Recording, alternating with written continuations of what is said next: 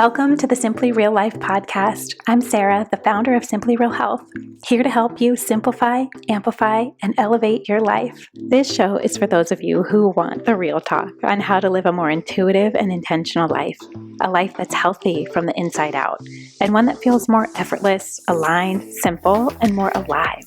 We cover it all, from health, wellness, mindset, motherhood, daily habits and rituals, to business and relationships, creativity and growth, and tiny tricks to feeling your best, and the energetics behind it all filled with personal stories, unfiltered conversations, and of course, answering all of your burning questions, all in the way of simplicity and keeping it real, so that you can create your own version of your healthiest life. Let's do it. Hi guys, welcome back to the show this week. Okay, we've got another great juicy question. So she said, do you have any tips or ideas on how to start loving cooking more? She said, it's something that I find I always tell myself that I want to do for so many reasons. It's less expensive because it's better for my body, because I know it'd be better for my family and my kids. But yet when it comes down to it, it always feels like life is too busy and it's this big production, and it feels like there's just not a lot of room and space to actually make it happen. She's like, it's this desire I have, but then when it comes to actually executing it, I find myself dreading it or not looking forward to it, or feeling like it's this thing that maybe I'm missing something of how to do this in a way that doesn't make it feel like it's such a chore. And I think there are so many things that you can do that are tiny shifts, not only in how you're perceiving it and the stories that you're telling yourself around it, which we'll get into for sure, but also I do think there are some tricks and some ways to start to like the process of cooking more, start to love the feeling that you get from it, and start to see the benefits. I think when we're starting something or we have a desire for something, we need to almost feel the benefits to be in the groove of doing it so that we can see how it actually feels. And then that gives us enough momentum to want to keep going. So it's like that initial jump in for most people that feels the most intimidating. And so for something like wanting to cook a little bit more, and this is the perfect time to do this a little bit more when we're into the fall and winter and there's just more life going on inside and less things outside because of weather, because of so many different things. But there's this really beautiful energy that turns a little bit more inwards, like into your home, into your kitchen, into your thoughts, into like what you're wanting to create more of. And cooking can be one of those very beautiful and also very productive ways to let a different side of your brain take over. It's very much a creative activity. Even if you don't love necessarily doing it, almost reframing it in your mind of like, this is a little bit of a creative time, a time for the other side of my brain to get to stretch, to get to grow, to try some things. And I think more than anything, the best advice I could probably give is just take the pressure off yourself for it to be this perfect thing. Like, I think that so many of us, especially as women, like if we can't do it perfectly, we're not going to do it at all. And that really is such a disservice when it comes to cooking, when it comes to feeding yourself, when it comes to nourishing your family. It's such an activity that takes care of so many different things. The way that we maybe want our family to be thinking about food, and the memories that we want to impart if we have kids, on their relationships to food and how they think of food and how they think of things like family rituals. So I think that there's this tendency to just be like, if it's not perfect, if it's not this like full blown meal that looks beautiful, then we're not going to do it. And I just feel like that can keep you so stuck. And the reality is, if you're eating real food, it's always worth the effort to do, and like learning how to eat real food, but make it simple is one of the best gifts that you can ever give yourself. Making it truly uncomplicated so that even on a busy day or very busy weeks, it doesn't feel like this mountain to climb, to rack your brain to think of what to make for dinner. When you have the lens of thinking about food in terms of real food, like, is it simple? Is it real? Is it natural? Does it come from the earth or come from an animal? Or is there some way that this existed 100 years ago in the same way that it exists now? Then it's probably real food. And all of those foods are relatively simple to prepare, especially because you don't have to do that much to it to make it taste good, because it's fresh and it's flavorful. And even basic things like a little bit of butter or olive oil, some really good flaky sea salt, some pepper, can take really good fresh ingredients and make them taste amazing. Like, you're not trying to cover up flavors when you're starting with really good quality food. So I think that that is also a great place to start. Like, what's your education been on real food? Do you know what you're looking for? Do you know as you're going through your pantry and freezer, when you're going to the grocery store, like, do you know what to look for? Because when you're focused on real food, it actually takes a lot of the complication out of things. And I'll put this in the show notes too, but if you feel a little confused on that, like, I'm not really sure. And I always have like a lot of self-doubt when I'm trying to pick the foods or pick the brands or what type of granola, what type of oatmeal, what type of yogurt should I be buying. I think that in itself can create a deeper sense of peace and confidence around food. Like, I know what it is. I know how to keep it simple. I know how to look at ingredients and figure out what's real and what's not real. Just the process of what you're bringing into your house to begin with as the raw materials, I think can be super helpful. So I'll put in the show notes the best way. I put together a course on this. It's called Get Real. And it's just a self-guided course. It's a podcast that you can listen to. And I really talk you through, like, here's what to look for. Here's what you can ignore. Here's how to clear all the clutter and all the marketing and all the noise and all the chaos that we hear about food and what we should be doing and all these different diets and trends to make it actually simple. That has such a ripple effect into how you think about cooking as well. When your food is simple, the ingredients are simple, what you're trying to do to it, to cook it or to get it on your table also becomes so much more simple and streamlined. So that is definitely a place to start. And then checking your mentality around it too. Like, do you have an all or nothing mentality? It's like, oh, it's not worth doing if it's not this beautiful plated meal. You know, like our dinners, most of the time, there is nothing to write home about. It is like the most basic and the most simple, because even though I love cooking, I'm in a season of life right now where it's about the functionality. It's about the efficiency. It's about how little time can I spend cooking dinner, because there's so much chaos going on around at that time of day. Like, how little time can I spend doing that, but still getting a real food meal that hits all the buttons that we need of some sort of protein, some kind of veggie, maybe some type of grain in there too. It's very basic, simple stuff. No awards being won. And I am an author of 2 cookbooks. There's times and days where it's just about the most basic, and you have to come to terms with that, I think, and not have these crazy standards of what it looks like for you to cook dinner at night. Or for you, it doesn't even have to be dinner, but like breakfast or lunch or whatever you're doing. And I think that's a really important thing to notice and recognize, of like how that could be holding you back from even starting or even doing anything small or taking small steps in that direction. If you have these unrealistic standards for your life, and same thing to be said of looking at your schedule before you're buying groceries every single week. Like, are you out? Or is there sporting stuff going on around dinner time? What are the meals that you actually are going to be home for or want to be home for? And knowing that it's not going to be 7 days a week of this sit down dinner, or dinner is made from scratch every single night. So that leads me to my next tip, is that sometimes the best thing you can do to start liking it a little bit more is don't start with dinner. It's the biggest meal. It's typically a family meal. It's typically a meal when you're doing it with other people. Sometimes it feels like it's not a burden, but it's a big thing to start with. And if you're just wanting to get in the rhythm of cooking more and feeling more comfortable in the kitchen and feeling like you've got more confidence, start with breakfast or start with some good, healthy snacks. And I say that because it is usually the easiest ones to get eaten. So it always feels like it's worth your time doing. And that can be one of the blocks that I see so often, is that like, well, I spend all this time, but then my family doesn't eat it. Or I'll spend all this time doing it, but then it just goes to waste, or I made too much. When you start with things like breakfast or snacks, and I mean like healthy muffins and scones and little egg muffins, and you're freezing a lot of them and then defrosting as you go or as you need them, you will find that it just feels a little bit more worth your time, and is such a great way to start getting in the practice of playing in the kitchen, of taking the pressure off, just experimenting a little bit more. And in terms of what those things look like, what types of recipes does that look like? These are things that are going to be saving you time. Like, you make them one time and maybe it takes you 20 minutes.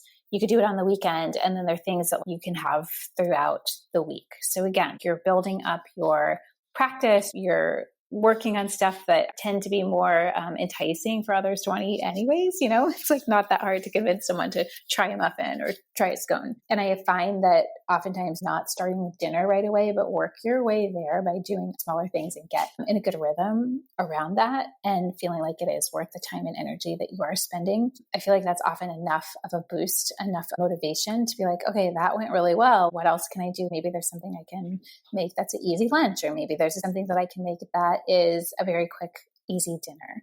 So I've been working on some recipes specifically for this, like in the last couple of weeks, like busy morning breakfast recipes that are great for kids in the morning, for anyone in your family, or you yourself. What nutrient dense, real food recipes that are quick and easy to make, that last for the full week, that feel like this treat. I think there's an element of joy that really need to start bringing into cooking instead of feeling like it's just this thing that you have to do and that you should do, and all these stories around it. Wow, it's so hard and it's like not worth doing and you never have the time to do it. To really change that conversation, it takes some, I think, very specific types of recipes in that snack category, breakfast category, to get feeling like, okay, I can do this. I know how to do this. These taste great. They're made with real food. They balance blood sugar. They've got lots of fiber. They've got good protein. Like check, check, check, check. I think that can be a great place to start. So I just came out with my very special curated collection of busy morning breakfast recipes. And I'll put this link below.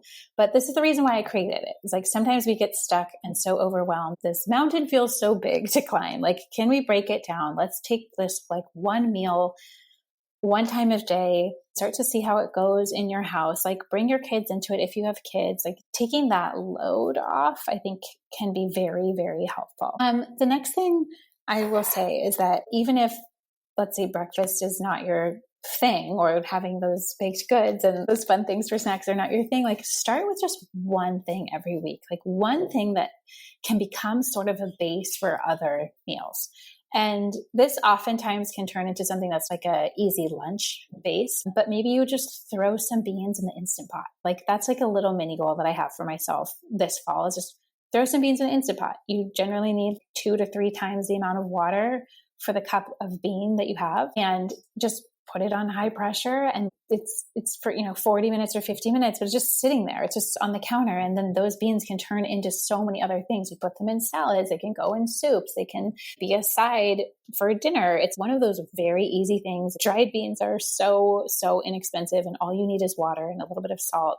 And it like turns it into a base where you have something for the week that's ready to go and nourishing, and that you can use it in multiple ways. So another example would be making shredded chicken in the crock pot or in your Instant Pot. I really feel like an Instant Pot is so helpful if you are feeling like you don't have time to cook. I love the Instant Pot even more. I love crock pots too, but even more if you feel that sense of urgency or that life feels busy and packed, the Instant Pot is amazing because it does everything that a crock pot does, but also does it in the speed of time that you can get it on the table before dinner. Like you could start a recipe and have, 15 minutes versus needing it to cook like 4 to 6 hours. So I like that a lot because sometimes I am not always on top of it, knowing what we need to eat for dinner and like having that plan in the morning. But this allows me at like 4 or 5 o'clock to be like, all right, what do we got? What can I throw in?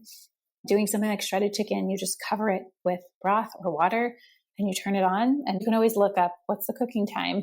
Google's very helpful for that. What's the cooking time for chicken in an Instant Pot? But having shredded chicken that you can use in tacos, you can put on salads, you can mix into soups, just having that one thing done. Or maybe it's a batch of roasted veggies, or maybe it's having on turkey or ground beef, and maybe it has some good clean taco seasoning on it. And like going into a week, knowing that you have just one thing can take away that sense of, oh my gosh, I have to start from scratch. Like I have no plan, I have nothing done. But if you have one thing, it's easier to build a meal around something that's already done versus racking your brain of like, how am I going to put together, this meal for whatever time of day that it is. The next thing I will say, very helpful tip, is even for me who is in this world and I am obsessed with real food and cooking and making it healthy and simple. It's like, I need to have some sort of weekly inspiration, some sort of jogging my memory of recipes to make or things that sound good. It's this constant thing that I think it's impossible to love and enjoy cooking without having inspiration there. So whether that's a collection of cookbooks Or if you're in the cooking club, this is exactly why we set up the cooking club this way, where I suggest 3 recipes every single week as our weekly 3 when you log in. Like, here's 3 seasonal recipes for you that would work perfectly for this time of year in the different categories. Like, one is a breakfast item, one's a lunch thing, one's something for dinner, or maybe there's a fun dessert or a snack mixed in there. But we don't have to start from scratch. Just feeling inspired is so important. So in there, a lot of the motivation for me to have the cooking club is like, so I have a collection of all of the things that I'm cooking and testing and trying. And every week I drop a new recipe in there of something that's worked for our family. Something that's, again, quick, easy, not fussy, but hits all the boxes of it's real food, it's nutrient dense, it's actually something we can make ahead or that went well for everybody at the table. Those kind of like realistic, practical things, and just to keep you inspired. And for me, then I have to stay inspired to keep creating recipes. And so I am always looking. I have magazine subscriptions. I'm constantly like, what sounds good this week? And having that inspiration is so important. Even if it's just one place that you go, it's so helpful. We just forget even the things that are important. It's so easy to forget the recipes that you love. It's like hilarious. I use my own cookbooks all the time. Like, they literally sit on our counter because it's not for show. It's like, I literally use these all the time because I'm like, oh yeah, what about that? Oh, I've totally forgot about that one. You know what I mean? So I think that's a huge part of this too, is getting in the groove requires having some place that you can go for trusted inspiration. Okay, the next tip I have is to make sure that your freezer and your pantry are stocked with good essentials, like things that make it easy to pull stuff out and pull it together quickly. So in my pantry, like always having different types of beans. I always have like a really good jarred tomato sauce. I love Rouse. Having good gluten-free pasta, rice, quinoa, polenta, like having things that are, okay, in 10 minutes, I could pull that out and pull something together, you know? In the freezer, that means having organic chicken sausage. It means having ground meat. It means having chicken that's frozen. I go through at least a bag of frozen broccoli every week, a bag of, frozen peas every week, because I throw them into the pasta water. I don't overcomplicate it. I'm like, it doesn't have to be fancy. It doesn't have to be roasted veggies. Some nights, it's like our dinner is chicken sausage from the freezer with frozen broccoli that's cooked in the pasta water. And then it's all tossed together with Rouse. and that's it. Like, dinner is done. Again, checks all the boxes, didn't overcomplicate it. Real food, dinner on the table, and done. Even for someone like me who loves cooking, that's not the reality of most of our days. And so making sure that you have stuff around so that even when you don't have a plan, you still have things you can like pull together quickly. For me, another part of this is getting my groceries delivered. And I know that that is a very privileged thing to say, but to me, if I'm spending all of my mental energy at the store and driving there and coming back, by the time it would be time to cook, I'm already over it. Like, I've already expended my mental energy to get the food to the house. And now that it's in the house, I'm like, I don't know. Like, having it delivered, I really try to streamline it. All of our basic essentials I have on repeat order. So it just gets added to my cart every week and I can edit it from there. I think this is a huge piece of talking about mental space and load. Like, take away the effort if it doesn't need to be there so that you can save that energy for actually cooking a meal or pulling things together. I think having it streamlined, having the things that you know and go to every single week. I know that we need peppers. I know we need zucchini. I know we need broccoli, because I'm like, those are the 3 things that are so easy to pull into any meal. You can chop it, you can roast it, you can eat those raw, you shred the zucchini and make zucchini muffins or whatever it is. I'm like, those things, I always know there's multiple ways to use them. They don't go bad because of it. And I know our rhythms around that and things to have for the kids' lunches. Just taking all of that mental thought and using it for cooking rather than procuring the items that you need for cooking. Just, that's a personal tip on that one. Okay, the last thing I will say is having things that you don't need to do it all from scratch. Like, you really don't. So a lot of weeks I'm like having rotisserie chicken versus cooking chicken breast from scratch. If I think about it and I throw them in the Instant Pot, great. But like some weeks, it's just helpful to have rotisserie chicken that's already done, with that in salads and soups, like whatever I'm making, just go there. I'm like, I don't need to be the one to cook it. It's fine, or quick proteins like the chicken sausage or just a basic taco meat. Be more basic, That's kind of what I have to remind myself, like, not winning awards here. Just take the pre-made stuff. If you can weave it into a meal more quickly, especially if it's still real food, just because you're not making every single part of the meal from scratch, like, that's fine. Even things like smoked salmon, great. It's already done. It's already easy to incorporate that into pasta or into a risotto or something else. Or I'm like, quick, easy, done. Like, I love it. The last thing I will say is also being aware of your mindset and the stories that you're telling around this topic. So, for example, repeating to yourself, like, I hate this. I don't have time for this. Life is too busy for this. Like, that's just going to keep bringing that into reality for you. Like, you will always find reasons to not. But if you know that this is a deeper desire for you, if you know that you're like, I do want to be the type of woman who cooks or cooks one meal a week or cooks a little bit more, want to be the type of woman who does that, you can change how you're thinking about it. You can change, like, coming back again to that. What's your intention behind this? Like, is that desire big enough to help you want to change and do things that you maybe done before or approach it in a different way? All the things that we've kind of been talking about today. Can you mix it up? Can you get rid of this like all or nothing mentality around it? Can you get rid of like these crazy high standards that you may have and just say that any progress is good progress? Any amount of time that you spend cooking is going to make you better and more confident and more willing to do it again. And then you will be able to access that joy and that pleasure and the fun. Like, this is fun. This is creative. This is something that feels so worth my time because I'm treating my body and treating the bodies that I love, treating them in such a good way of fueling them and nourishing them. It's like you have to have a bigger purpose or a bigger reason why it's worth the effort, like why it's worth you going through even the mental hurdles that it might take. You do have time. You do have time for the things that are important to you. You do have time for the things that matter. You can make the space. You can do it small. You can start with like one small thing. Try Instant Pot beans.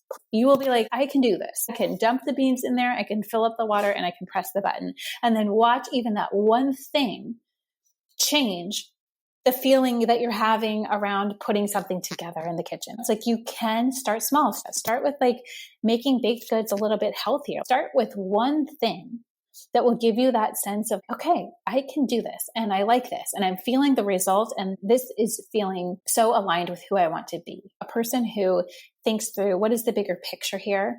Maybe it has nothing to do with like the nutrition part of it. And maybe it's just more like, I don't want to be spending money and giving my money to restaurants that like cook with bad quality oils and are creating inflammation and are so expensive. I don't want to be spending my resources in that way. I'd rather be spending it in life-giving ways.